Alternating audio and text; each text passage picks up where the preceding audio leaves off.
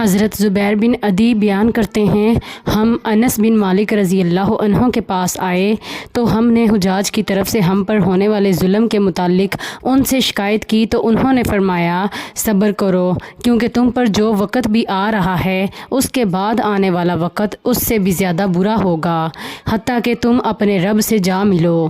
میں نے یہ بات تمہارے نبی صلی اللہ علیہ وآلہ وسلم سے سنی ہے۔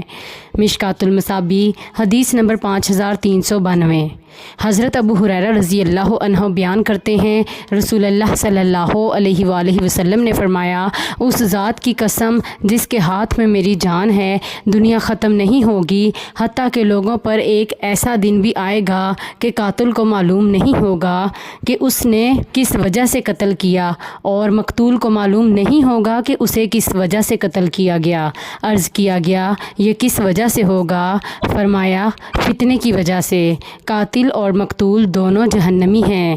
مشکوٰۃ المصابیح، حدیث نمبر 5390۔ حضرت ابو ہریرہ رضی اللہ عنہ بیان کرتے ہیں، رسول اللہ صلی اللہ علیہ وآلہ وسلم نے فرمایا، زمانہ قیامت کے قریب ہوتا جائے گا، علم ختم کر دیا جائے گا، فتنے ظاہر ہوں گے، دلوں میں بخل ڈال دیا جائے گا اور حرج زیادہ ہو جائے گا۔ انہوں نے عرض کیا، حرج کیا ہے؟